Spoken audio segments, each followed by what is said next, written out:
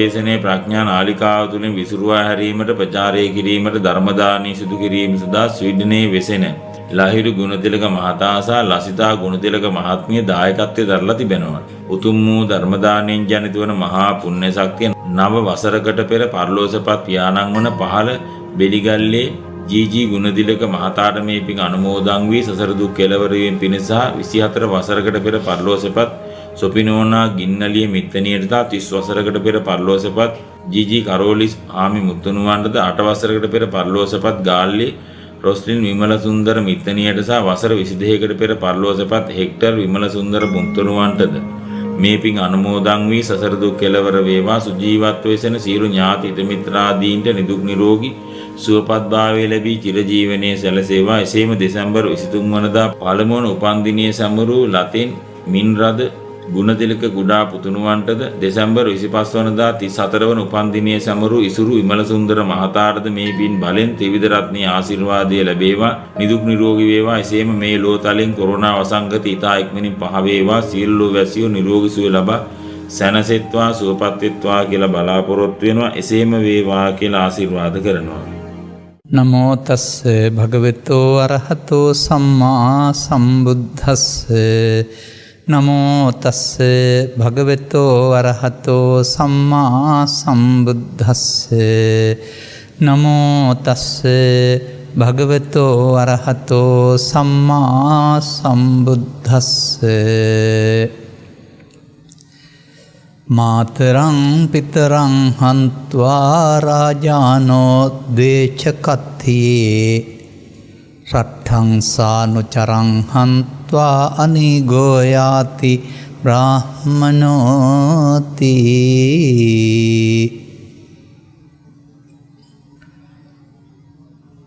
ප්‍රඥා නාලිකාව තුළින් සමාජයට ධර්ම දානය දීම සඳහා සහ තමන්ගේ අනිකුත් ප්‍රාර්ථනා සඵල කර ගැනීම සඳහා මෙම ධර්මානුශාසනාවේ අනුග්‍රහක දායකත්වයේ බාරගත් පින්නතුන් ප්‍රමුඛ සවන් දෙන දහම් ලැබි පින්නතුනි,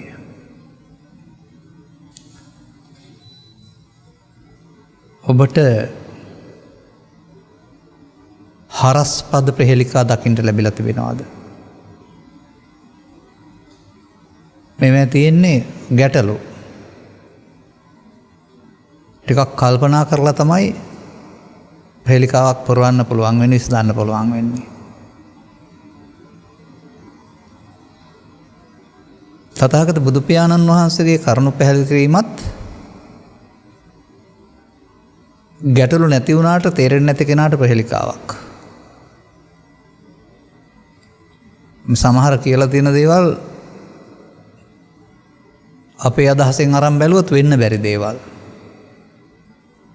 නමුත් උන්වහන්සේ වදාරලා තිබෙන වෙන්න පුළුවන් දේවල්.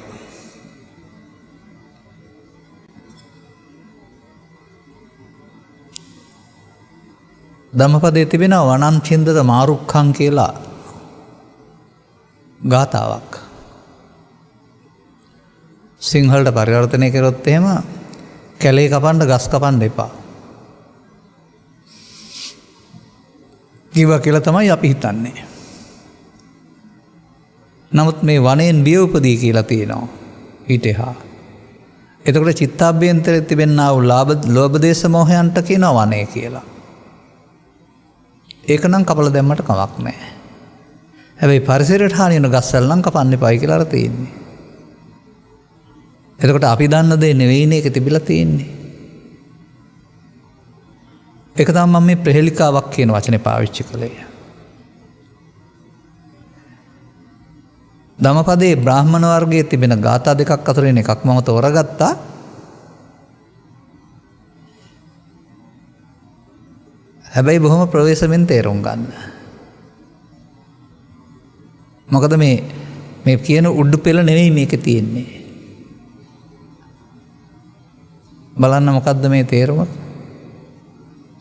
මාතරං පිතරං හන්त्वा අම්මයි තාත්තයි දෙන්න මරලා රාජානෝ ද්වේච කත්තියේ ශාස්ත්‍රීය වංශික රජවරු දෙන්නෙකුත් මරලා රට්ඨංස අනුචරං හන්ත්වා අනුචරන්ති නැවත හැසිරීමට තිබෙන්නා වූ රටකුත් විනාශ කරපුහම ඔහුට කියනවා බාහිත පාපී කියලා. අනීගෝ යාති බ්‍රාහ්මණෝ දැන් මේ බ්‍රාහ්මණයා ඔහුට බ්‍රාහ්මණයා කියලා කියනවා නිරෝගීව යනවලු. දැන් මේක සමාජයට යදුවොත් එහෙම මේ බුදුහාමුදුරුවෝ අම්මයි තාත්තයි මරන්න කියලා තියෙන්නේ. රජුරෝ මරන්න කියලා තියෙන්නේ. රටක් පානසන්න කරන්න කියලා තියෙන්නේ.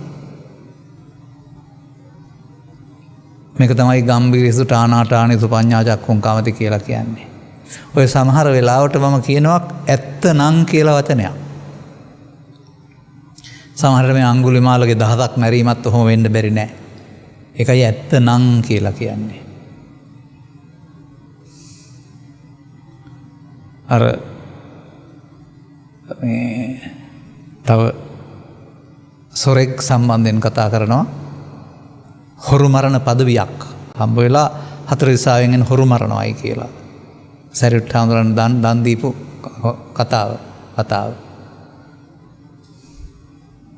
ඒ කියන්නේ අපිට මේ අතීතයේ සිද්ධියක් බලලා ඒක ධර්මයක් වෙන්නේ නැහනේ. අතීත කතාවක් ඇහුවට ඒක ධර්මයක් වෙන්නේ නැහැ. ශ්‍රී මුඛයෙන් පිටවනා වූ හැම වචනයක්ම ධර්මයක් තියෙන්න ඕන.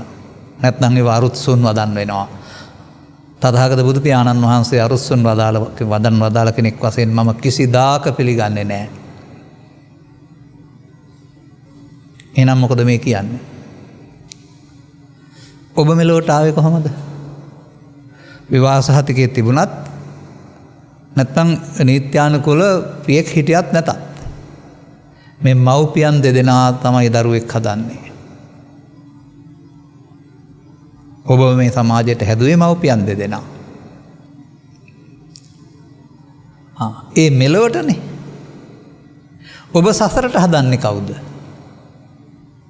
ඔබ මේ සසරෙන් සසරට ජීවිත ගෙනියන්නේ කවුද? තථාගතයන් වහන්සේ මේ නම් කරලා තියෙන ඒ දෙන්නට මව්පියන් කියලා නම් ඒ මව්පියන් මරුවොත් සසරක් නෑ නේද? ඒකයි මම කිව්වේ මේක ප්‍රහෙලිකාවක් කියලා. සම්මතය පිළිගැනීමේදී බුදුරජාණන් වහන්සේ තරම් මාතෘත්වයට පීතෘත්වයට ගරු කළ අගය කළ තමා සමානව කතා කළ කෙනෙක් නෑ.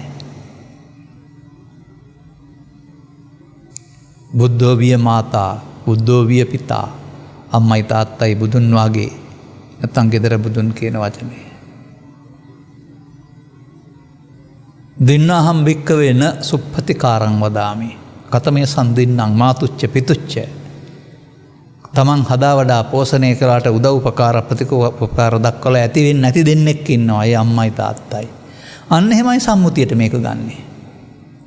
දිවි දෙවෙනිකොට පනමෙන් තමන්ට වඩා පහළට නොවැටෙන්නට ආදරේ කරුණාව දයාව පිළිගැනීම ලෙන්ගතුකම මොන අඩුපාඩුකම් තිබුණත් අම්මා තාත්තා කෙරෙහි දක්වන්නට ඕනේ. ඒක තමයි සම්මුතීන් කියලා කියන්නේ. මේ ආර්ය සත්‍ය දේශනා කරන්නේ බාහිර ලෝකේ තියෙන වචන උදව් කරගෙන අපේ ලෝකයේ තුල අපේ ජීවිතය තුල.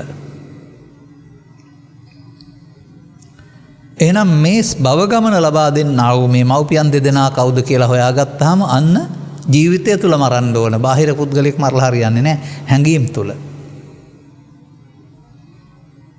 කුමක්ද මේ දාතාපදේ අම්මට උපමා කරලා තිබෙන්නේ? තණ්හාව. අහිංසක උපාසකම්මලක් දන්නවා නිවන් දකින්න නම් තණ්හාව නැති කරන්න ඕනේ. හැබැයි ඊට හදන්නේ නැහැ ඒගොල්ලෝ. ඒගොල්ලෝ හිතන්නේ ඉඩ කඩන් ටික සේරම පන්සලට පරිත්‍යාග කරනවා තණ්හා නැති වෙයි කියලා. ආරි සත්‍යයේ ඡාග කියන පදේ තේරුමින් තමයි අපි පරිත්‍යාග කියලා මේ තෑගි දිමක් හදාගෙන තියෙන්නේ. ඒකට කමක් නැහැ වචන සිංහලට ගත්තට. ඡාග යනෝ අතහැරීමට නමක්. ඒකයි සප්තාරි දනෙහි ඡාග දනං කියලා කියන්නේ ওই බාහිර දේවල් පරිත්‍යාග කරන්න ඕන කියන එක නෙවෙයි.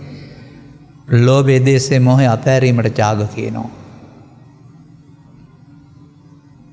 එහෙනම් අපි තණ්හාව බුදුන් වහන්සේ වදාළ පරිදි විස්තර කරගන්න වෙනවා. ඔබට අදාළව මම පැහැදිලි කරන්නම්. ඒක තණ්හාව කියන තනිපදයේ කාම භව විභව කියලා තුනකට බෙදෙනවා. මේ භව විභවට ඕනෙත් නෑ මේ වෙලාවේ. මොකද්ද කාම තණ්හාව? මේක ජීවිතයක් තුළ තේරුම් ගන්න බෑ. ජීවිතයක් එකක් වශයෙන් තේරුම් ගන්න බෑ. මේක සතිපට්ඨාන සූත්‍රයේ හටගන්නේ පැහැදිලි කරනු ලබන්නේ චක්කු ලෝකේ පිය රූපං සාත රූපං එත්තේසා තණ්හාය. සෝත ලෝකේ පිය රූපං සාත රූපං එත්තේසා තණ්හාය. ගාන ලෝකේ, ජීවහා ලෝකේ, කාය ලෝකේ, මනෝ ලෝකේ දොරවල් 6ටම පිය මිහිරි වශයෙන් අදාළ අරමුණු ගන්න යාම තුළ ඇහි හට ගන්නා වූ තණ්හාව රූප තණ්හාව. කනේ හට ගන්නා වූ තණ්හාව ශබ්ද තණ්හාව. නාසයේ හට ගන්නා වූ තණ්හාව ගන්ධ තණ්හාව.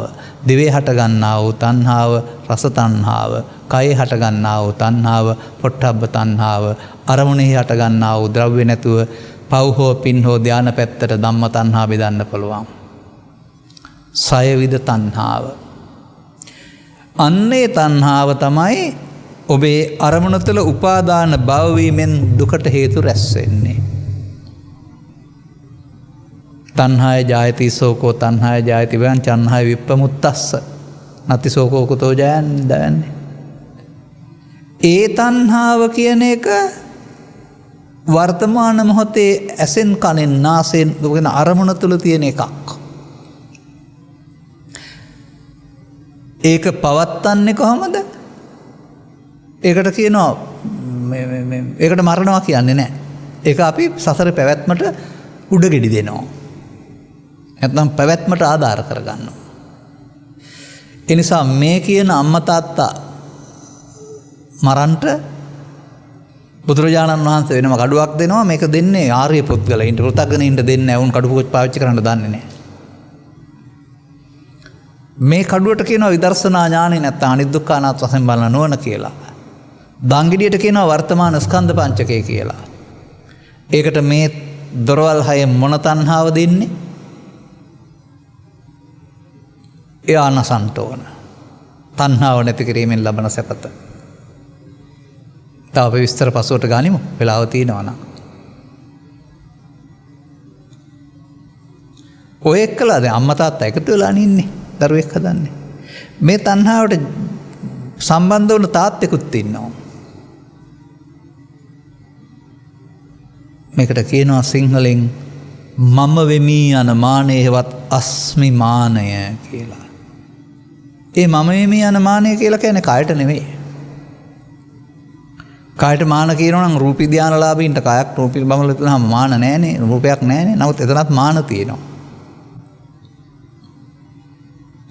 එනම මේ මාන පදයේ බුදු සමයේ පැහැදිලි කරනු ලබන්නේ පව හෝ පින හෝ ධානය හෝ ඕනෑම අරමුණක් මමත්වෙන් ගැනීමට. ඒකේ ගැනීමේදී බෙදීම තියෙනවා. හොඳ නරක හරි වැරදි උසස් පහත් සමාන කිරීමක් තියෙනවා. සෙය්‍ය මාන සදිස මාන හීන මාන මැනීම කියන අර්ථයෙන් මේ මැනීම කියන එකේ තේරුම දැන් කෝණ මනිනවා නම් කෝණ මානය, වර්ෂාව මනිනවා වර්ෂාවතන මානය. මෙතන මමත්වෙන් මට වඩා මට කියන අර්ථයෙන් ඒ අරමුණට දේ මමත්වෙන් ගැනීමට මාන කියනවා. දැන් තණ්හා මාන දිට්ඨි කියලා පද තුනක් තියෙනවා නේද? මේ බුදු සමයේ නසන්ට ඕනේ. ඒ දෙක නෙමෙයි කතා කළේ තණ්හා මාන කියලා. තව දිට්ඨිත් ඇති හාට. එහෙනම් පණමෙන් මව්පියන් ආරක්ෂා කළ යුතු අතර සසර ගමන ඇවිද්දවන්න හේතු වෙන ඔබට අයිති වෙන්නා වූ මේ මව්පිය දෙදෙනා මේ දංගෙඩිය තුළ ඝාතනය කරන්නට බුදුරජාණන් වහන්සේ වදාළ විදර්ශනා ඥානෙ නැමැති කඩුව ගන්න වෙනවා. ඒ නැසීම ඝාතනයක් නෙමෙයි, පව්කාර වැඩක් නෙමෙයි. ඒ නැසීමට කියන්නේ කෙලෙස් නැසීම. අපි ඒක කරන හැටි තව ඉස්සරහට කතා කරමු. ඊළඟට ඒ දෙන්න විතරක් බෑ. තව ඉන්නවා අපිව මිරිකන, අපිව තද කරන, අපිව හිර කරලා ඉන්න දෙන්නෙක්. රාජානෝ දේච කත්තියේ ශස්ත්‍රි රජවරු දෙන්නෙක් ඉන්නවා. සාමාන්‍යයෙන් ඒ කාලේ රාජ්‍ය පාලනය මිනිසුන් මිරිකා ගන්නේ. නීති දඬුවම් යටත් ඒ රාජ්‍ය පාලනයට එහා යන්න බෑ. ඒකට යටත් ඔක්කොම. මේ සංසාර ගමනේදී අපිට දුක් ගෙනත් දෙන්නා වූ, අප පාලනය කරන්නා වූ, සසරේ ඇවිද්දවන්නා වූ, අපිට හොඳයි කියලා හිතුනට වද දෙන්නා වූ චරිත දෙකක් පෙන්නනවා. අර මේ කියන අම්මා තාත්තා ඉන්නේ ඔබේ හිතේ වගේම මේ රජුරුවත් ඉන්නේ ඔබේ හිතේ. බුදුරජාණන් වහන්සේ වදාරනවා සංඛාරා සස්සතෝ නත්ති. සත්‍ය වූත් නිත්‍ය වූත් සදාකාලී වූ සංඛාරයක් නැත. නමුත් අපි සහ ලෝකයා විශේෂයෙන් ලෝකයා පවතින ආගම්වල මෙලොවින් පරලොවට යන කෙනෙක් ආත්මයක් තියෙනවා. අපිත් විශ්වාස කරනවා මරුණෙන් පස්සේ කවුරු හරි පරලොව යනවායි කියලා. එහෙම අපේ ජීවිතය තුළ ජීවිතය අතහැරෙනකොට යන්නට කෙනෙක් ඉන්නවා. ಭಾರತೀಯ සමාජෙත් ඔකට උගන්වලා තිබුණා මේ මිනිස්සුන්ගේ හදවතේ පුංචි ආත්මයක් තියෙනවලු අංගුෂ්ටි මාත්‍ර පුත්‍ර කියලා. ඇඟිල්ලක් තරම් කියලා. දැන් අපි දන්නවා එහෙම නැහැ. හුස්ම පාර පිට වෙලා සිතුවිලි පහළ වෙනකොට අවසන් වෙනකොට කය පොළොවට පස් වෙන දැනට යන වෙන කෙනෙක් නැහැ. නමුත් අපි හැමෝම ආගම් ભેදකින් තොරව මෙතනින් එහා පැත්තට ජීවිතයකට කැමතියි. පෘථග්ජන සමාජය අය. ඒක ඉතින් ආත්මය සදාකාලික ස්වර්ගයට යවන්න හරි සදාකාලික නිරයට යවන්න හරි පුනරුත්පත්ති ලබන්න හරි ඒ ආගම්වල උගන්වන පැත්තට. නමුත් සංඛාරා සස්සතෝ නත්ති කියන්නේ මොකද? සාස්වතයි කියන්නේ යමක් තියෙනවා සත්‍යයි නිට්ටයයි සදාකාලික යමක් තියෙනවා කියලා. දැන් මේ සතෙක් ඉඳලා ඒ සතාගේ ගමන කෙලවර කරන එකද මේ නිවන් අවබෝධය කියන්නේ? එහෙම නැත්නම් සත්පුද්ගල දෘෂ්ටියේ තියෙන මුලාව දුරු කිරීමද? බුදුරජාණන් වහන්සේට රහතන් වහන්සේලාට රත්ත කියනවද? නැහැ. දැන් සත්ත්ව ස්වභාවයෙන් නිදහස් වෙලා. එනම් සත්ත්ව ස්වභාවයේ තියෙන කෙලෙස් වල පෞපින් ධාන වල විපාකට තමයි සත්ත්ව කියන්නේ. ඒ වුණාට අපිට ඒක උගන්වපම අපි කතා කරනවා මෙයාම අපායට යනවා. මෙයාම දිවි ලෝකේ යනවා. මෙයාම බ්‍රහ්ම ලෝකේ යනවා. මෙයාම කියලා කතා කරන්නේ අපි යනවා. අපි කයෙන් යනවා වගේ තමයි කෙනෙක් කල්පනා කරන්නේ. අන්න එහෙම යන කෙනෙක් ඉන්නවයි කියන අදහසට තමයි මේ සාස්වත දෘෂ්ටිය කියලා කියන්නේ. කෙවට පුත්ත සාති අතීත ඉතිහාසයේ සඳහන් චරිතයක් මේ අදහස දරුව කෙනෙක්. එවිට අදාරනවා උන්වහන්සේ කියනවා අපිත් ඔය බුදුරජාණන් වහන්සේ අදාළ ධර්මය දන්නවා. ඔය කියන්නේ මෙලොවින් පරලොවට යන විඥානයක් තියෙනවා කියලානේ. මේක වැරදි එකක්. හරි එක මොකද්ද කියලා මම අනිකත් පෙන්නලා මැදට පෙන්නන්නම්. එහෙම ජීවිතෙන් ජීවිතයට යන ආත්මයක් තියෙනවා කියලා ගත්තොත් අපි බුදුදහමට අයිති නැහැ. කේවට්ට පුත්ත සාතිගේ ගෝලයෝ. ඒ එක රටක් තව රටක් තියෙනවා මිනිස්සුන්ට. උච්ඡේද දෘෂ්ටි. කොහොමද ඒක විග්‍රහ කරලා තියෙන්නේ? සත්‍ශාස්ත්‍රවරුන්ගේ විග්‍රහය එක විදිහකට තියෙනවා. සමාජයේ සමහර අය වෙනත් විදිහට විග්‍රහ කරනවා. අම්මා තාත්තා නිසා හැදුනා ආහාර ගන්නවා මිය ගියාම ශරීරේ පොළොවට පස් වෙනවා හුස්ම ටික අහකට යනවා. එහාට යන්න කෙනෙක් නැහැ. අන්න උච්ඡේද දෘෂ්ටිය. සතෙක් නැහැ. සාස්ත්‍රදෘෂ්ටිය ගමනක් හදා යනසලු ඒකත් දෘෂ්ටියක් ඒකත් මිත්‍යා දෘෂ්ටිය උච්ඡේද දෘෂ්ටිය ඒකත් නොකල හැකි පාපයක් නෑ ඊට පස්සේ. ඉතින් අනාගතයට විපාක විඳින්න කෙනෙක් නැත්නම් ඕන පාපයක් කරලා Taman ජීවත් වෙනාට කමක් නෑනේ. ඒ නිසා සදාචාරයේ නීතිය අධිකරණය මොකක්වත් ගණන් ගන්න නැතුව 아무තු කැලේ නීතියක් හදා ගන්නවා ජීවත් වෙන්න.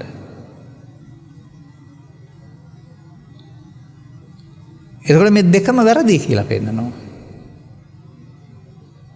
එහෙනම් මොකද්ද බුදු සමයෙන් පෙන්වන්නේ? කෙනෙක් යන්නෙත් නැත්නම් නෑ කිව්වත් වැරදි නා. ඒකට කියනවා හේතුඵල කියලා. පව් හේතු පව්ඵල පින් හේතු පින්ඵල ධාන හේතු ධානඵල. අන්න හේතුඵල කියන්නේ ඒකයි. මෙහෙන් යන්නේ නෑ. පව් හේතු උපාදානය තමයි පව්ඵලය. මෙහෙන් එහාට යන්නේ නෑ කවුරුත්. පින් හේතු උපාදානයේ ඵලය තමයි පින් ඵලය. ධාන හේතු උපාදානයේ ඵලය තමයි ධාන ඵලය. දැන් ඔබට මේ ඵලය අනාගත ඵලය නිරෝධ කරන්න ඕන නම් මොකද කරන්න ඕන? මේ හේතුව නිරෝධ කරන්න වෙනවා. අන්න බුදු සමය හේතු නිරෝධයෙන් ඵල නිරෝධ වාදයක්. ඔය වර්තමානයේ යම් සිද්ධියක් සිද්ධ වුණාම හේතු හොයනවා. දැන් වෙලා ඉවරයිනේ. ඒ හේතු හොයලා හරියන්නේ නැහැ. නමුත් බුදු සමය පෙන්වන්නේ මෙන්න ඉස්සරලා හේතු හොයාගන්න එක.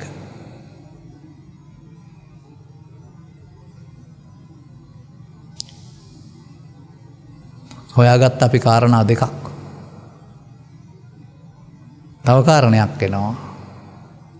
රට්ඨංස අනුචරං හන්ත්වා. මේක සිංහලට පරිවර්තනය කිරීමේදී අයකමියෙක් සහිත රටක් කියලා තමයි මේක සිංහලට පරිවර්තනය කරලා තියෙන්නේ. මට නම් ඒක එහෙම පිළිගන්න බෑ. අපිට මේ ශාසනය තුළ කලක් ඉඳීම තුළ ධර්ම කරුණු වැරදි නම් විවරණය කරන්න අයිතිය තියෙනවා. පිළිගන්න හෝ විවේචනය කරන්න අනිත් අයට අයිතිය තියෙනවා. අපිට විවරණය කරන්න අයිතියක් තියෙනවා පැහැදිලි කරන්න. අපි පොඩි ළමයි නෙමෙයිනේ. මේ ස්කන්ධ පංචකය තුළ සංසාරය පිළිබඳව දේශනා කරපු ආකාරයේ තේරුම් අරගෙන ඒ පැවැත්ම නැමැත්ම දෙක පැහැදිලි කරන්න ධර්ම දේශනා කරලා තියෙන බව තේරුම් අරගෙන ඒ කරුණු පැහැදිලි කරන්න උත්සාහ දරන අය.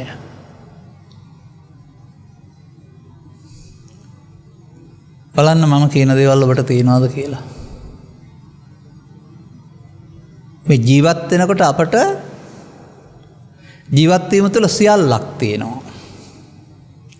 ඔබ දන්න සියල්ල නෙමෙයි මේ. බුදුරජාණන් වහන්සේ වදාළ සබ්බ සූත්‍රයේ සියල්ල.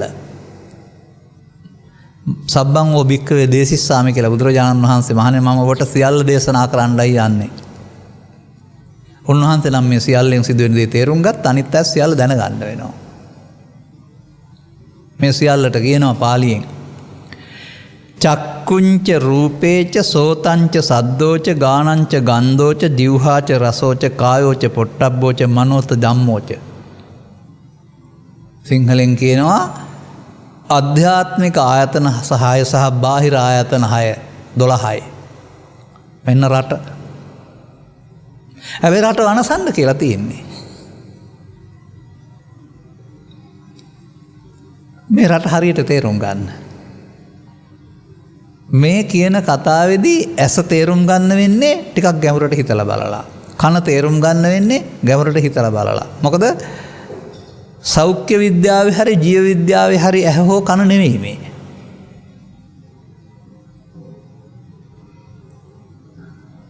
දැන් සාමාන්‍යයෙන් ගුරුවරයෙකුට ශිෂ්‍යයෙකුගේ කනෙන් අල්ලන්න පුළුවන්.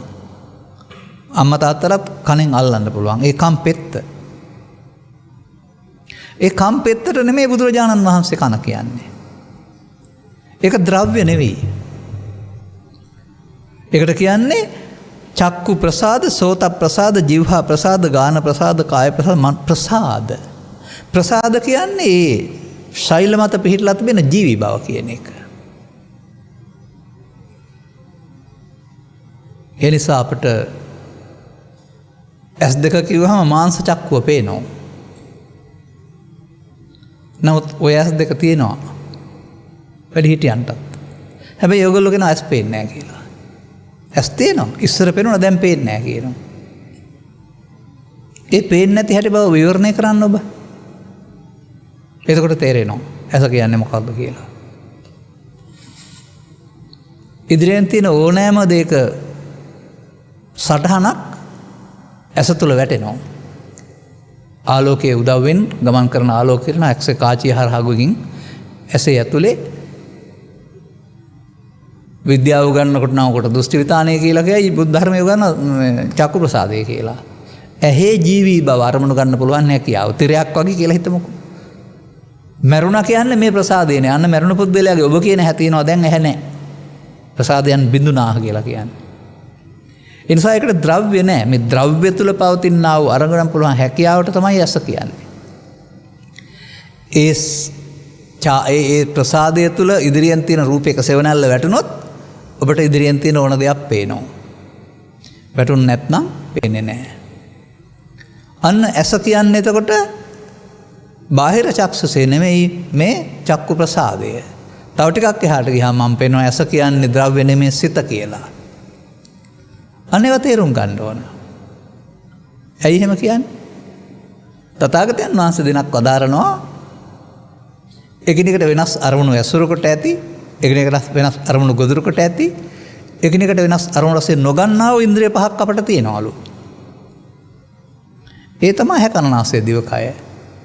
ඒ ඉන්ද්‍රියන්ට සිත පිහිටපම සිත අරමුණු රසය විඳිනවලු. එතකොට ඇස නෙමෙයිනේ එහෙනම් ඇසෙන් සිතනේ. ඒකනේ චක්කු විඥාන කියන්නේ. එහෙනම් අන්න අපි ගැඹුරට ගියාපම ඇස කියන්නේ ප්‍රසාදයේ මත පහළ වෙන සිතට. ඔය ඇස අනිත්‍යයි කියන එකේ මාංශ චක්කුව මේ දිරලා යන එකට අනිත්‍යයි කියලා උගන්වන්න යන්න එපා. එහෙමනේ කියන්නේ. අර ඇස.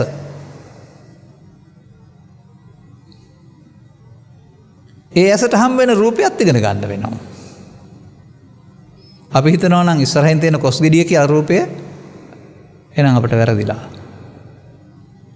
මොකද ඔය අටවිසි රූපේ විග්‍රහ කරන අභිධර්ම විග්‍රහයේ මේ එළියේ තියෙන දේවල් නෙමෙයි විග්‍රහ කරන්නේ අටවිසි රූපේ කියලා. ප්‍රසාද විෂය භාවය හද ජීවිතය ප්‍රසාද රූප 5යි විෂය රූප 4යි භාව රූප 2යි හදේ රූප 1යි ජීවිත රූප 1යි එහෙමනේ පෙන්වන්නේ. එතකොට විෂය රූප කියන්නේ 4ක් තියෙන ඒවා. ඒවා එහෙනම් කොහොමද උගන්වන්නේ? අටවිසි රූපේ ආහාර වශයෙන් ගන්න අය පඨවි ආපෝ තේජෝ ආයු 4 ඒවා නිසා ශරීරයේ පහළ වෙන රූප තමයි උපාදාය රූප 24. ඒවා තමයි මේවා තියෙන්නේ. එහෙනම් ඇතුලේ ශරීරයේ තියෙන ඕන විෂය රූපයක්. එතකොට ඇස සිත නම් කණ්ණාඩි ඉස්සරහට ගියාපුවම ඔබ ගමනක් යන ලෑස්ති වෙලා කණ්ණාඩිය ඇතුලේ ඔබේ පින්තූරේ පේනවා. ඒකේ උදව් වෙන්නේ නේද ඔබ ඔබේ අඩුපාඩු හදාගන්නේ. ලෝකේ තියෙන ඕනෑම දෙයක් හඳුනා ගන්න බැබුද සෙවණැල්ලක් ඇතුළ පහළ වෙන්න ඕන. ඒක ද්‍රව්‍ය නෙමෙයි ඒක රූපේ. එහෙනම් ඇසත් රූපයත් කියලා කතා කරන එක දෙකක් නෙමෙයි එක තැන තියෙන්නේ. ප්‍රසාදයට සෙවණැල්ල වැටුනහම අන්න දෙකක්. එතෙන් නෙන්න ඕනේ. එහෙම නැත්නම් අභිධර්මයේ අටසිය රූපේ විග්‍රහ කරන්න බෑ. බාහිර රූප ගත්තොත් එහෙම. බාහිරෙන් පේන දේ පේන්න අපේ සිතේ සෙවණැල්ලක් පහන වෙන්න වෙනවා. බාහිර තියෙන දෙයට බිම්බය කියනකොට සිතේ පහළ වෙන සැනලට පටිබිම්බ කියලා කියනවා. පටිබිම්බේ පහළ වෙන්නේ ප්‍රසාදේ. එතකොට එක තැන මේ දෙක ප්‍රසාදයත් ගෝචර රූපයත්. ඒක නිසා තමයි අපිට ඉදිරියට බලා ගන්න පුළුවන් ඒකයකට ගෝචර වෙනවා කියලා කියන්නේ. කනත් එහෙමයි. ඔය මගේ ළමා කාලේ මම දැකලා තිනවා හොඳට කන් දෙක තිබිච්ච කෙනෙක්. හැබැයි කන් ඇහෙන්නේ නැහැ. ඇල්ලුවොත් කන තියනවා අල්ලන්න. හැබැයි ලෝකේ මොනම සද්දයක්වත් නැහැ ඒගොල්ලොන්ට. ඒ ඇයි? සෝත ප්‍රසාදේවත් කන ඇතුලේ තියෙනා වූ අරමුණු ගන්න පුළුවන් කන නැති නිසා. එනම් කනේ ආශ්‍රයෙන් ශබ්දය හඳුනා ගන්න පුළුවන් හැකියාවට සෝත ප්‍රසාදේවත් කන කියන්නේ ධර්මයේ. ඉදිරියෙන් ඇති වුණා වූ කම්පනයක් ශබ්ද තරංග ඔස්සේ ගමන් කරලා එතන වැදුනහම එතන පහළ වෙන ශබ්ද රූපයටයි ශබ්ද රූපය කියන්නේ බාහිරයකට නෙමෙයි. බාහිරෙන් මොන ශබ්දයක් පිට වුණත් ඒක අපේ හිතට එනකොට අපිට හතුරු මිතුරු හොඳ නරක හරි වැරදි වශයෙන් බෙදන්නේ අපිට අදාළ ආකාරයට.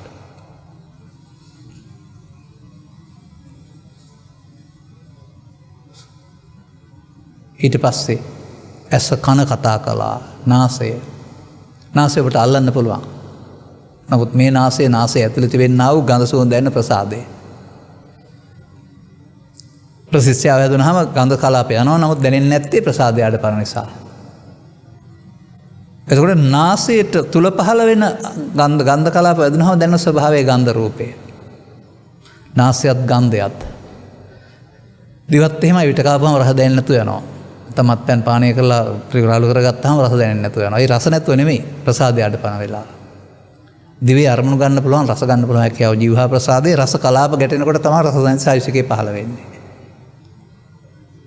කය නියපොතු කලු කෙස් ඒවා ප්‍රසාද නැහැ. ඔය මැරිලා ඉන්න සකපුවට රිදෙන්නේ නැත්තේ. අනිත් ඔක්කොගෙම මේ ප්‍රසාදේවත් අරමුණු ගැනීමේ හැකියාව තියෙනවා. ඒකට ස්පර්ශ වුණාම ඉදි කට්ටේ පටන් ඕන දෙයක් දැනෙනවා. ඒත් අරමුණ. මේවට බාහිර රූපයක් ශබ්දයක් ගන්ධයක් උදව් වෙනවා කල්පනාවට එනකොට මනෝ කියනකොට ওই වගේ බාහිර ද්‍රව්‍ය ඕනේ නැහැ. නමුත් මනෝ ප්‍රසාදයේ කොතන හරි තැනක් නැති වුණාට පහළ වෙනවා. ඒකට පහළ වෙන්නේ බාහිර දේවල් ආශ්‍රයෙන් පහළ වෙන අරමුණ හේවත් ධම්ම. ඒක සිත ඇතුළේම තියෙන්නේ. මේ ඔක්කොම සිත බව තේරෙනවද? ප්‍රසාද 6 ගෝචර රූප 6යි. මේකට කියනවා 12 ආයතන. ආධ්‍යාත්මික සහ බාහිර ආයතන 6ම 12. මේ සියල්ල අපි මොකද කරන්නේ? අපි මේ සියල්ල හදාගෙන රූපය හොඳයි, ශබ්දය හොඳයි, ගන්ධය හොඳයි, රසය හොඳයි, ස්පර්ශය හොඳයි කියලා මේ එකින් එකට ඇවිදිනවා. අන්න අනුචරං රට්ටං, නැවත නැවත ඇවිදින රට. එතකොට රූප තණ්හා, ශබ්ද තණ්හා, ගන්ධ තණ්හා, රස තණ්හා, පොට්ටබ්බ තණ්හා, මේ අපි ඇවිදින රට.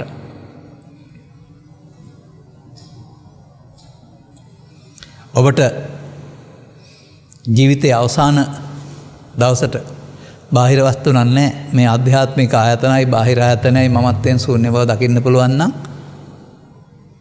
එහෙනම් ඉන් එහාට ලබන්න ප්‍රතිසන්දියක් නැහැනේ.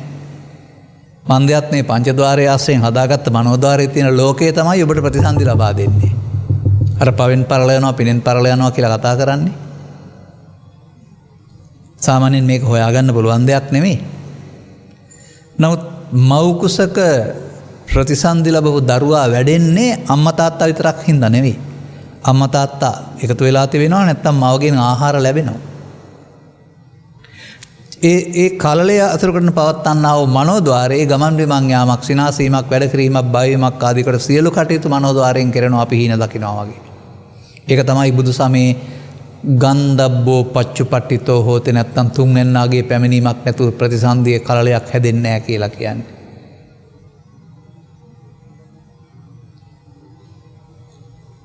එතකොට එහෙනම් ඒ කලලයකට පැමිණීමට අර ආධ්‍යාත්මික ආයතනවත් හදාගත්ත ලෝකයක් තියෙන නිසා යන්නේ.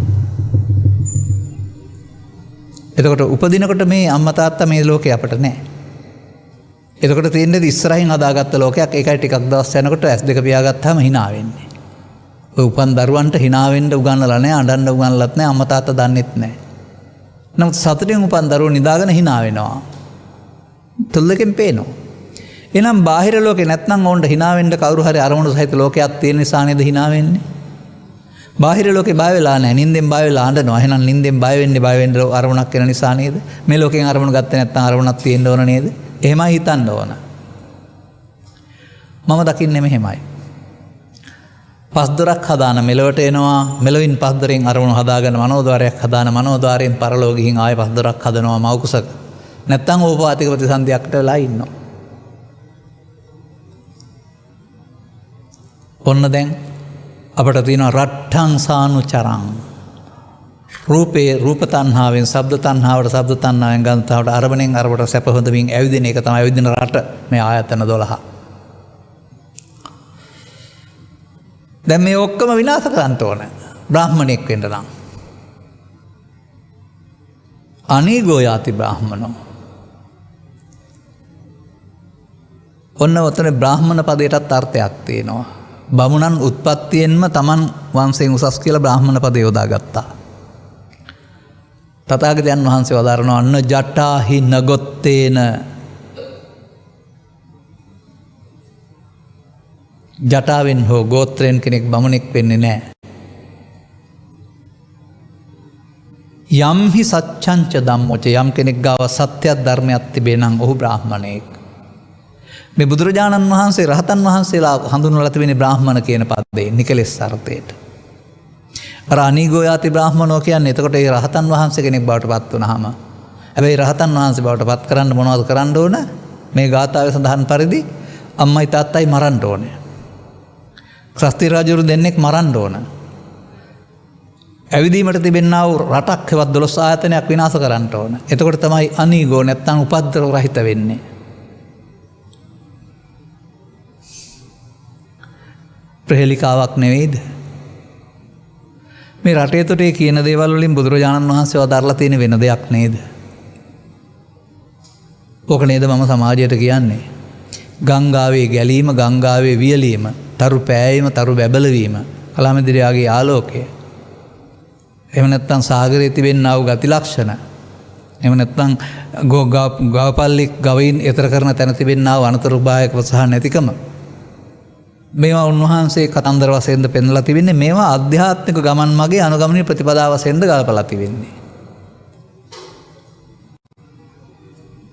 එතකොට තමයි බුදුවරු කියන්න බැරි දෙයක් කියන්න වචන යොදා ගන්නවායි කියලා කියන්නේ.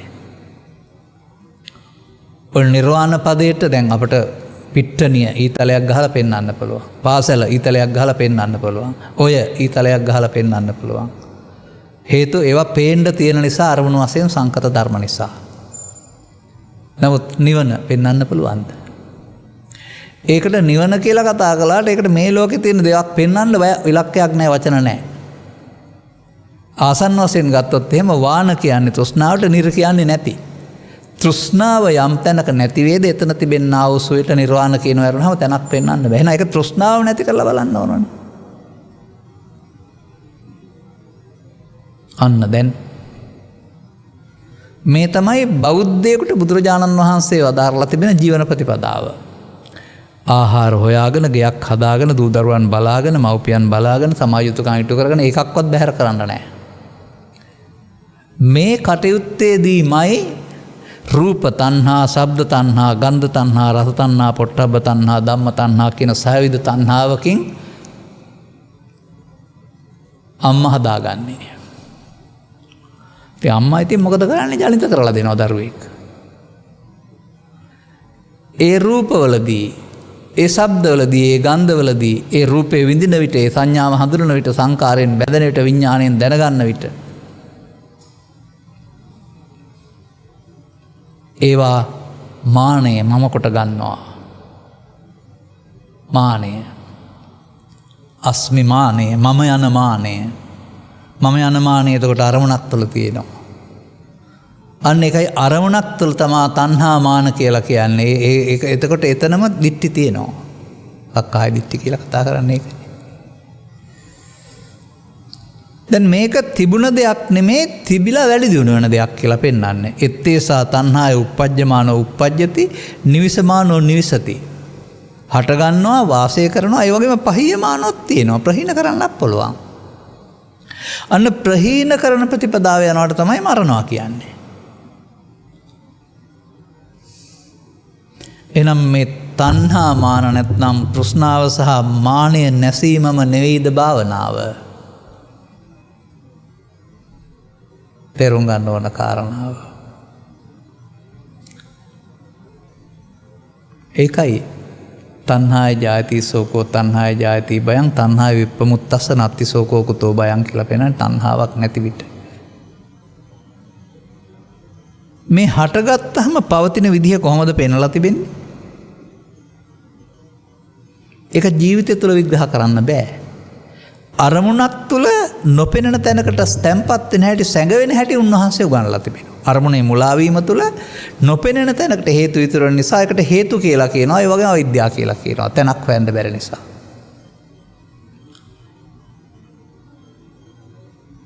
මේක අපේ දේශනාවල සූත්‍ර දේශනා ගණනාවක තියෙන ආකාරය පෙන්වලා තිබෙනවා. දැන් අපි මේ කතා කළේ රූප තණ්හා, ශබ්ද තණ්හා, ගන්ධ තණ්හා, රස තණ්හා, පොට්ටබ්බ තණ්හා කියලා. තණ්හා වුණොත් මොකද වෙන්නේ?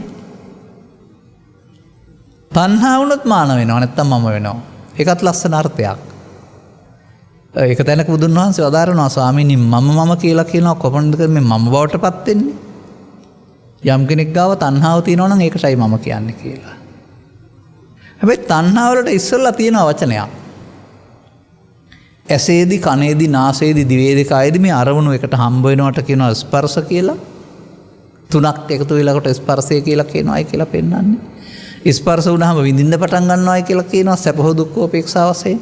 ඇසේ, කනේ, නාසයේ, දිවේ, කයේ රූප වේදනා, ශබ්ද වේදනා, ගන්ධ වේදනා, රස වේදනා, පොට්ටබ්බ වේදනා, ධම්ම වේදනා. ඒ වේදනාවට ආසක්ත වෙන්න ගියොත්, ඇලෙන්න ගියොත්, ගැටෙන්න ගියොත් වේදනා පච්චයා තණ්හා. අන්න තණ්හාව හට ගන්න තැන ඇසේ. එතනින් එහාට මරන්න බැරි වෙනවා තණ්හා උපාදාන භව. අවිද්‍යා සංකාර කියන්නේ ඒ තණ්හා උපාදාන වෙනවට, භව වෙනවට.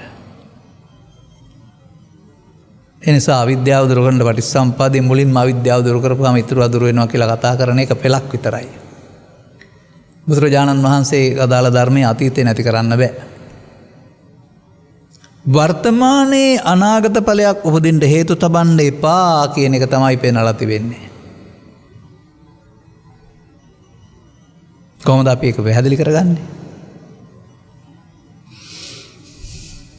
පහනකට තෙල් බහලමින් වැටි බහලමින් ගිනි දල්වා තිබෙනවා.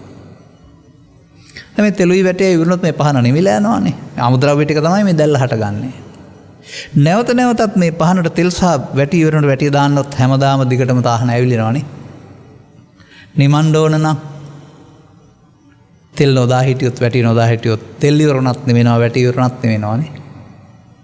මේ තෙල් නොදැමීම වැටි නොදැමීම කියන වචනයෙන් පෙන්වන්නේ පහනක් නිවන්න තෙල් දාන්න එපා වැටි දාන්න එපා කියන එක නෙවෙයි. ඔබේ මේ ප්‍රසාදයන්ට ගෝචර රූපයන් ගැටීමේදී හදවතේ ඇවිදින ලෝභ දේශ මොහ ගින්න තමයි දැල්ල. වර්තමාන මොහොතේ අරමුණ තණ්හා උපාදාන භව කරගන්නවා නම් ඒ තෙල් සහ වැටි දානවා. ඒක තණ්හා උපාදාන භවමයි අවිද්‍යා සංකාර කියන්නේ. ඒ ටිකට නමක් අවිද්‍යා පත්‍ය සංකාරා. දැන් පව තුලත් තණ්හා උපාදාන භව විද්‍යා සංකාරා තියෙනවා, පින තුලත් තණ්හා උපාදාන භව විද්‍යා සංකාරා තියෙනවා, ලෞකික ධානය තුලත් තණ්හා උපාදාන භව විද්‍යා සංකාරා තියෙනවා, සංසාරේම අවිද්‍යා පත්‍ය සංකාරා. අපි අනාගත ඵලයක් සඳහා හේතු තැබීම කරනවා. ඒක නොකර ඉන්නයි බුදුහාමුදුරන්ගේ භාවනාවෙන් පෙන්වන්නේ. එතකොටයි අවිද්‍යා සංකාර වෙන්නේ නැත්නම් තණ්හා නැත්නම් උපාදාන නැහැ, උපාදාන නැත්නම් භව නැහැ. ඒකට විද්‍යා විමුක්ති කියනවා. නම් ඇසෙන් කනෙන් නාසයෙන් දිවෙන් කයෙන් අරමුණට මුලා නොවීමේදී තමයි විද්‍යා විමුක්තිය උදා වෙන්නේ.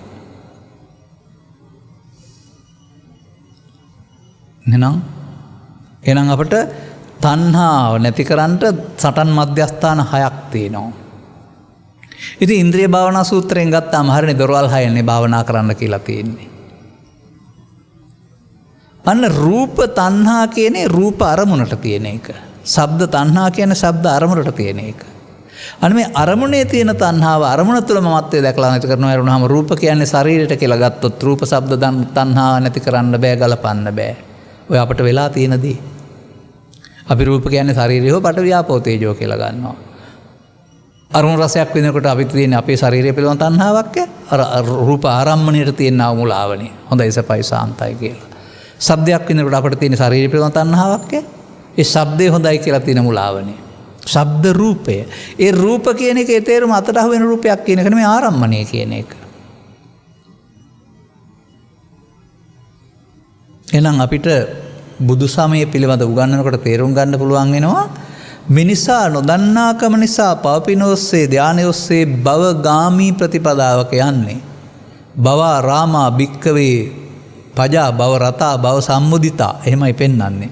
භවයේ ආරාමයක් කොටගෙන ওই රතියේ ඉඳලා ඉන්නවා සතුටු වෙනවා.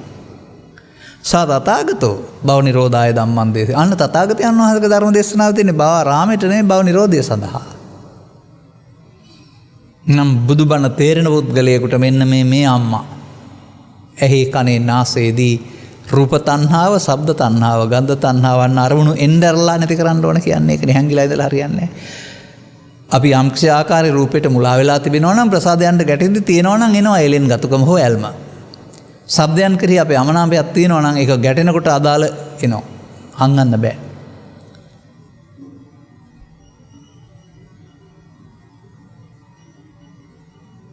අම්මා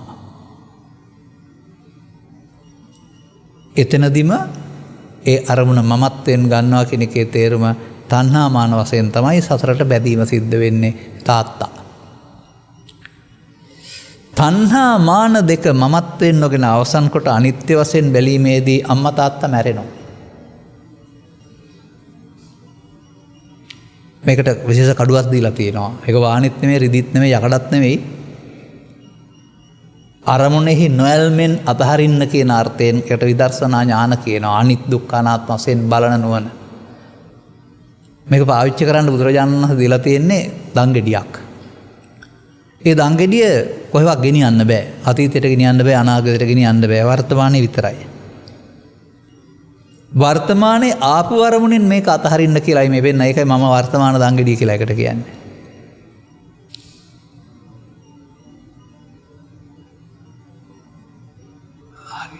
එහෙනම් මෙන්න මෙහෙමයි අම්මා තාත්තා හඳුනාගෙන සසර ගමනේ ඇවිත් දෝන අම්මා තාත්තා හදාගෙන ගමන නොයන්ට නම් මේ අම්මා තාත්තට ඝාතනයක් කරන්න වෙනවා. ඒ විතරක් නෙමෙයි දෙපැත්තෙන් ඉන්නවා අපි හිර කරපු අර මත දෙක ආයෙත් ගන්න. ස්වභාවයෙන්ම සත්වයා සාස්වත දෘෂ්ටිකයෙක්. මේවට ඇලුනෙන් පස්සේ හුට මේ සබව ගමන සැපයි. නමුත් හම්බ වෙනවා නම් හොඳයි. ඒ නිසා හුට ශූන්‍යත්වයක් අවසානයක් ඕන නැහැ, පවතින්නයි ඕනේ. ඒ නිසා එක එක පද හදමින් මෙන් එහාට යන සතෙක් ඉන්නවා, ආත්මයක් තියෙනවා කියලා සත්වයා සසර යන්න පව් ඔස්සේ පින ඔස්සේ සසර හදනවා. ස්කන්ධ පංචකේ මමත්වෙන් ශූන්‍ය වෙනකොට නිස්සත්ත්ව නිජීව ශූන්‍යෝ කියලා බුදුරජාණන් වහන්සේ සතෙක් නැහැ, ජීවයක් නැහැ, මමත්වෙන් ශූන්‍යයි කියලා. නමුත් අපිට පෘථග්ජන පුද්ගලයාට බුදුන් දකින්න යන කෙනෙක්, නිවන් දකින්න යන කෙනෙක්, අපාය යන කෙනෙක්, දිව්‍ය ලෝක යන කෙනෙක්, මරණයෙන් පරලෝ යන කෙනෙක් ඉන්නවා කියන උපකල්පනයක තමයි ඉන්නේ.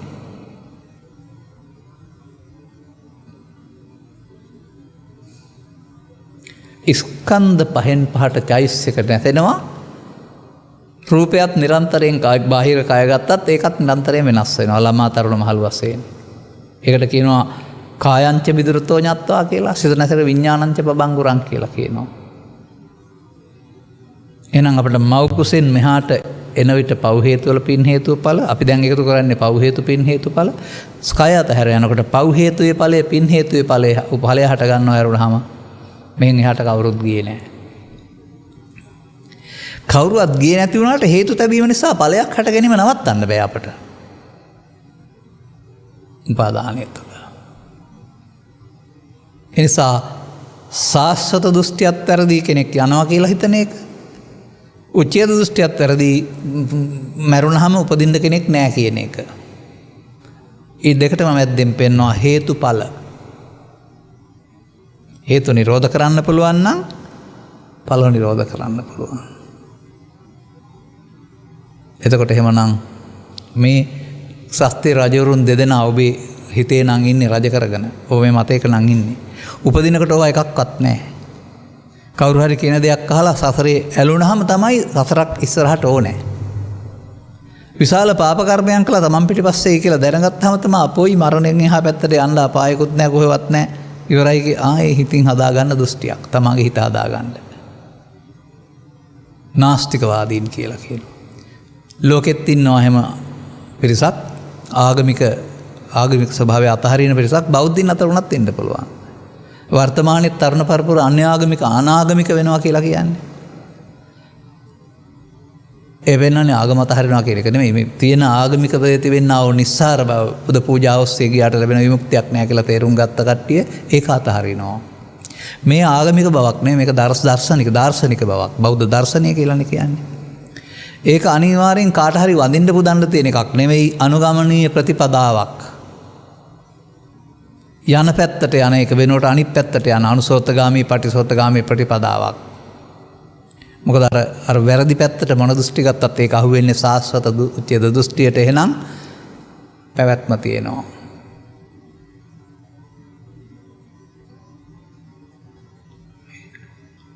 එහෙනම් අපට තේරුම් ගන්න පුළුවන් කමක් තියෙනවා.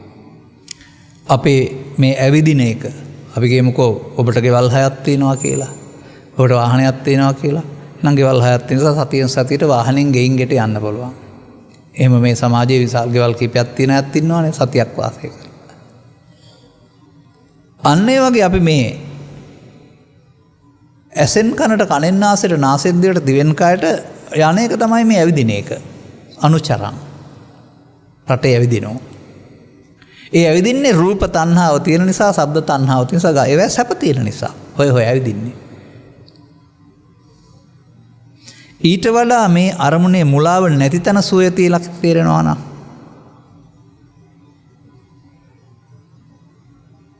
ඒ නිසා බුදුරජාණන් වහන්සේ තේරුම් ගත්තේ මේවට නමක් තියලා තියෙනවා. ඇස මාරයා, කන මාරයා, නාසය මාරයා, දිව මාරයා, කය මාරයා. ඒ ඇස කියන්නේ චක්ස්වාංශ චක්ඛු නෙමෙයි. ඒර රූප තණ්හාව, ඒක තමයි මාරයා බවට පත් වෙන්නේ. ඒ නිසා අපට මේ ඇස කන නාසය දිව කයදී මාර පරාජයක් කරන්න තියෙනවා. අපි හිතන්නේ බුදුරජාණන් වහන්සේට ආයුධ ගත්ත වෙලට මාරෙක් හිටියානේ පරාජය කරන්න කියලානේ. නෑ, ක්ලේශ මාර.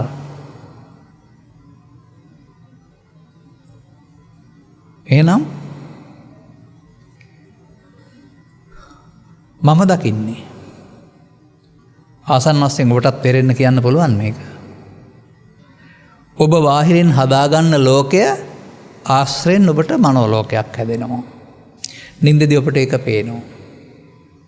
මේ බාහිර ලෝකෙ මොකක්වත් ඕන නෑ. ඉර හඳවත් කැමවීමත් ඕන නෑ. අර ලෝකේ අපූර්වට දකින්න පුළුවන්. නින්දදී ওই පරලෝ යනකොටත් ඕක තමයි තියෙන්නේ. ඒ ආධ්‍යාත්මික මනෝලෝකයක් තියෙන නිසා නේද? ඇයි රහතන් වහන්සේ කියන තැනකට හීන පේන්නේ නැහැ කියලා කියන්නේ? ඒ කියන්නේ ආධ්‍යාත්මික ආයතනයක් නැහැ කියන එක නේද පෙන්වන්නේ? ඒ වචනේ කියන්න උත්සාහ කරන්නේ ඒකයි. ඒ කියන්නේ මනෝද්වාරයට අරමුණේ මුලාවීමක් නැහැ. පස්දොරට ගැනීමකට හඳුනා ගැනීම ඇරුණාම ඉන් එහාට හිතේ විඳවන්න දෙයක් නැහැ. කෙනෙක් ජීවිත අවසානයේ පස්දොර වැහෙනකොට වැටෙන්නේ මනෝද්වාරයට. මනෝද්වාරයක් නැත්නම් අන්න එකට කියනවා ආධ්‍යාත්මික ආයතන 6 මමත්වයෙන් ශූන්‍ය කර ගන්නවායි කියලා. ඒකට කියනවා රට්ටං සානුචරං හන්ත්වා අනුචරයක් සයිදරට නැත්තම් මේ 12 ආයතනයේ ඇවිදීම විනාශ කරන්න. අපිට ඇවිදින්න තියෙන නිසානේ. ඇත්තටම රූපයට වඩා ශබ්දයේ, ශබ්දයට වඩා ගන්ධයේ, ගන්ධයට වඩා රසය, රසයට වඩා පොට්ටබ්බේ, පවට වඩා පින, පිනට වඩා ධානය අපට හොඳයි. ලොකුයි.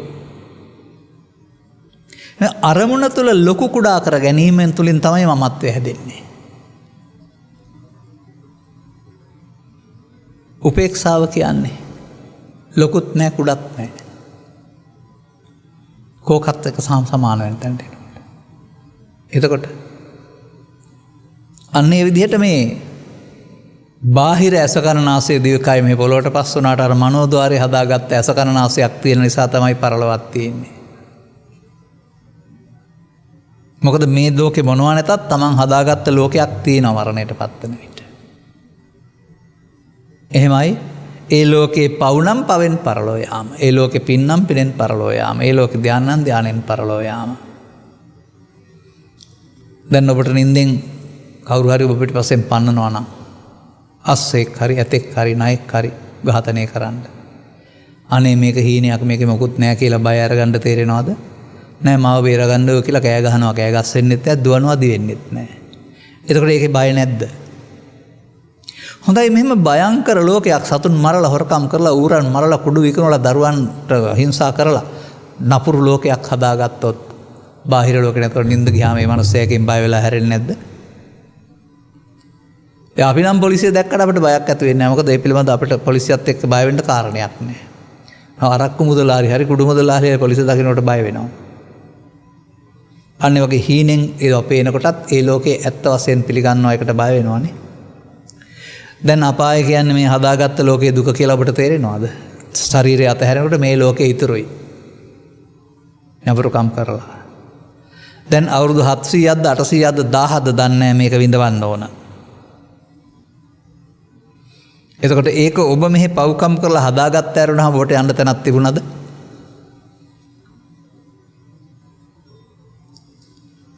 ඔබට තේරෙනවද මේක ඔස්සේ පව ඔස්සේ පින ඔස්සේ අනාගත සසර හදනවා කියලා?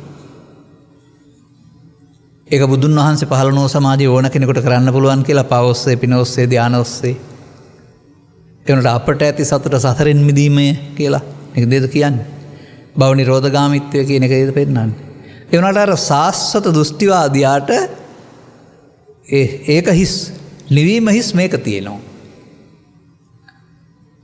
නමුත් බුදුරජාණන් වහන්සේ වදාරනවා ශුන්‍ය ලෝකෝ ශුන්‍ය ලෝකෝ තිබන්තේ උච්චති කියලා අහපුහම භික්ෂුවක් ස්වාමීනි මේ ලෝකයේ ශූන්‍යයි කියලා කියනවා. කොහොමනකින්ද ලෝකේ ශූන්‍යයි කියලා කියන්නේ? මෙහෙම බුදුරජාණන් වහන්සේ වදාහරලා නැහැ. කොහොමද? භික්ෂුව මේ ලෝකේ ඔක්කොම හැදලා තියෙන පඨවි ආපෝ තේජෝ වලින් ওই ද්‍රව්‍ය වලට අයිති නම් මොකක්වත් නැහැ. ඊට පස්සේ තව ටිකක් එහාට ගියාම ශක්තියක් විතරයි මේ ලෝකේ ද්‍රව්‍ය නැහැ. ද්‍රව්‍යයන්ගේ ශූන්‍යයි. එහෙම ශූන්‍යතාවය උගන්වන රටක් මේක. මොකුත් නැහැ මෙහිඳ ආස කරන්න දෙයක් නැහැ කියන එක. ඔය පිටපැත්තෙන් බලන ශූන්‍යතාවයක් නෙමෙයි බුදුරජාණන් වහන්සේ වදාරන්නේ. යස්මාචකෝ ආනන්ද ශුඤ්ඤං අත්තනේනවා අත්තනියේනවා තස්මා ශුඤ්ඤ ලෝකෝති උච්චති. අර ඇසට කනට නාසයට දිවට කයට අරමුණේ මගේ සහ මම කොට ගන්න දෙයක් මම සහ මගේ ආත්මකට ශුන්‍යං මට අයිති මට සහ මට අයිති අත්තනේනවා ශුන්‍යං අත්තනේනවා අත්තනියේනවා මට සහ මට අයිති දෙත් වලින් ශූන්‍යයි. ස්කන්ධ පංචකය මමත්වෙන් ශූන්‍යයි කියලා මේ පෙන්වන්නේ.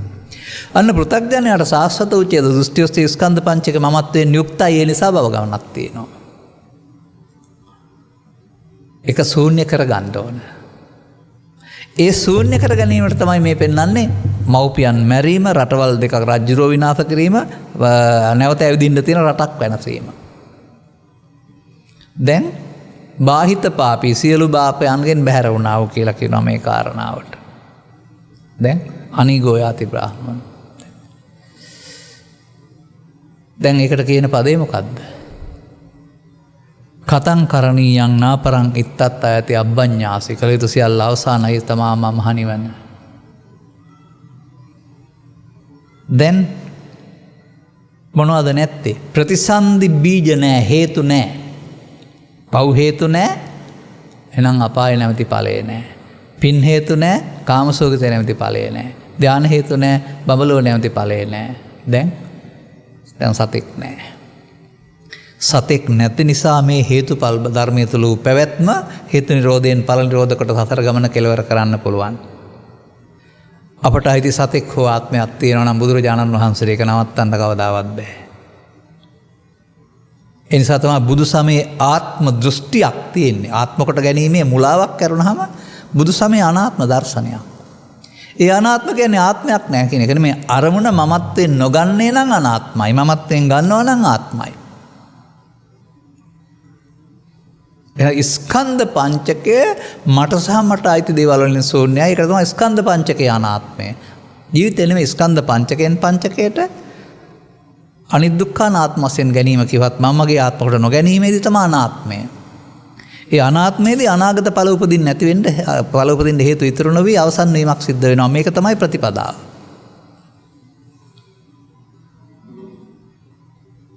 එබැවින් මේ ගාථාව තුළ පෙන්වන්නා වූ ප්‍රහෙලිකාවේ ඇතුළත කාරණා තමන් තුළට ගලපන්න. බාහිර සමාජයට යන්න එපා.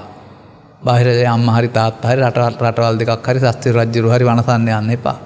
තමන්ට දුක් ගෙනත් දෙන්නා වූ හේතු ටික මේ ගලපලා තියෙන්නේ. ඒ ටික විදර්ශනා ඥාණයෙන් විනාශ කරනකොට ඔබට නිරෝගී අනීගෝ නිරුපද්‍රිත වෙනවා. ඔබට සතර ගමන කෙලවර කරන්න පුළුවන් වෙනවා. මේ කරුණ තේරුම් ගැනීමට අවශ්‍ය ධම්මස පාදා ගැනීමට මෙම කරුණ පැහැදිලි කිරීම උපනිශ්‍රේවා හේතු වාසනා වේවා කියන සුභාශිංසනය කරමින් මම ධර්මානුශාසනාව මෙතකින් අවසන් කරනු ලබනවා. මෙම ධර්මානුශාසනාව සඳහා වුන් ආවේනික පුණ්‍ය ආනුමෝදනාවක් තිබෙනවා. දායකත්වයේ දරනු ලබන්නේ ස්වීඩනයේ වෙසෙන ලහිරු ගුණතිලක මහතා සහ ලසිතා ගුණතිලක මහත්මිය විසින්. අරමුණු අතර නව වසරකට පෙර නව වසරකට කියන්නේ අලුත් වසරකට නෙමෙයි අවුරුදු 9කට පෙර පරලෝ සැපත් පියාණන් වන පහළ බෙලිගල්ලේ පී.ජී. ගුණතිලක මහතාට පින් අනුමෝදන් කිරීම සඳහාත් වසර 24කට පෙර පරලෝ සැපත් සොපිනෝනා ගින්නලිය මිත්තනියට සහ 34කට පෙර පරලෝ සැපත් පී.ජී. කරෝලිස් හාමි මුත්තනුවන්ටද 8 වසරකට පෙර පරලෝ සැපත් ගාල්ලේ රොස්ලින් විමල සුන්දර මහත්මියට මිත්තනියට සහ වසර 22කට පෙර පරලෝ සැපත් හෙක්ටර් විමල සුන්දර මුත්තනුවන්ටද පින් අනුමෝදන් කිරීම සඳහා. දැන් ඉතින් මේ වචනෙන් ඔවුන් අනුමානය කරන බව පේනවා මේ හැම දිනම පින් බලාන ඉන්නවයි කියලා. ඒ නිසා තිරෝකුඩ සූත්‍ර ආශ්‍රයෙන් උන්ට මතක් කරනවා ඔවුන් ගෞරවයෙන් සිහිපත් කරන්න ඔබට අනාගතය සකස් කර දුන්න නිසා. ඔවුන් අතර පරදත්ත උපජීවියෙක් වෙලා පින් බලාපොරොත්තු වෙන කෙනෙක් නැත්නම් ඒ හැම දිනාට පින් අනුමෝදන් වේවා නැත්නම් උපහාරයක් වේවායි කියලා කියන්න ඉගෙන ගන්න. සුජීවත්ව වාසය කරන්නා වූ සියලුම ඥාතිහිත මිත්‍රාදීන්ට නිදුක් නිරෝගී සුවය සහ දීර්ඝායස ප්‍රාර්ථනා කිරීම සඳහාත් මේ උතුම් ධර්ම දේශනාව පවත්වනු ලැබේ. එසේම දෙසැම්බර් මාස 23 වෙනිදා පළමුවන උපන්දිනය සැමරූ ලතෙත් මින්රද ගුණතිලක කුඩා පුතණුවන්ට දෙසැම්බර් මාස 25 වෙනිදා සහ 34 වන උපන්දිනය සැමරූ ඉසුරු විමල සුන්දර මහතාට මේ පින් බලෙන් ත්‍රිවිධ රත්නයේ ආශිර්වාදය ලැබේවා, නිදුක් නිරෝගී වේවා. එසේම ලෝතලයෙන් කොරෝනා වසංගතය ඉතා ඉක්මනින් පහ වේවා. සියලු වැසියෝ නිරෝගී සුව ලබා සැනසෙත්වා සුවපත් වේවා යන්න ඔවුන්ගේ ප්‍රාර්ථනය. ඉතා හොඳ ප්‍රාර්ථනයක්. අපි ගැන වගේම සමාජය ගැනත් යහපතක් වෙන්න කියලා ප්‍රාර්ථනා කරන්න ඕන. ධර්මදේශනාව සඳහා අනුග්‍රහක දායකත්වය දරා වියදම් දැරීමෙන් ඒ දේශනා කරවා ගැනීමෙන් සවන් දීමෙන් ජනිත වන්නා වූ පුණ්‍ය ශක්තියින් ඔබ අනුමෝදන් කරන්න බලාපොරොත්තු වනා වූ පරලොස්සෙපත් ඔබගේ ඥාති වර්ගයාට අතර ඥාති වර්ගයාට උපහාර පිණිස වේවා. ඒ අතර පින් කැමති කෙනෙක් වෙත්නම් ඒ හැමදෙනා පින් අනුමෝදන් කරන ජීවිතේ පිනින් පුරවා ගනිත්වා. නොලැබූ සැප සම්පත් ලබා ලැබූ සැප සම්පත් වැඩිදියුණු කරන මතු උපදිනා ජීවිතවලදී මිනිසත් බව ලබා ත්‍රිලක්ෂණය වැනි දහම් කරුණක ගැඹුරු තේරුම් ගන්නට ලැබීමෙන් ඔවුන් හැමදෙනාටමත් සකල දුක්ඛයන්ගේ නිමාවන්නා උතුම් නිර්වාණ සෝයෙන් සැනසෙන්නට හේතු ආසනාව වේවායි ප්‍රාර්ථනා කරන්න. අනුග්‍රහක බෞතුන් වශයෙන් ඔබටත් උපන්දින සමරන්නා වූ හැමදෙනාටමත් නිදුක් නිරෝගී සුවය ලැබේවා. උපන්දින සමරන අයට සුබ උපන්දිනයක් වේවා. හැමෝගෙම යහපත් අනාගත බලාපොරොත්තු සඵල වේවා. අධ්‍යාපන කටයුතු කරයි නම් සාර්ථක වේවා. රෝග පීඩා දුරු වේවා. කල්යාණ මිත්‍ර සේවනයේ අගේ වැටේවා. පවතින වසංගතයට ගොදුරු නොවෙන්නට ඉන් මිදෙන්නට ශක්ති ධෛර්ය වාසනාව ඖෂධ ලැබේවා. හැමදෙනාට බුද්ධ ආදී මහෝත්තම කල්යාණ මිත්‍ර සේවනයේ ලබා ත්‍රිලක්ෂණය යන දහම් කර්ම ගැඹුරු තේරීමෙන් නිවන සැනසෙන මං පිට විවර කරගන්නටත් හේතු ආසනාව වේවායි සාදු කියලා ප්‍රාර්ථනා කරන්න. සබ්බහිතයෝ වජ්ජන්තු සබ්බ රෝගෝ විනස්සතු මාතේ බවත් අන්තරායෝ සුඛී දීඝායුකෝ භව. හැමදෙනාටම තෙරුවන් සරණයි. දේශක්ඛයෝ නිබ්බානං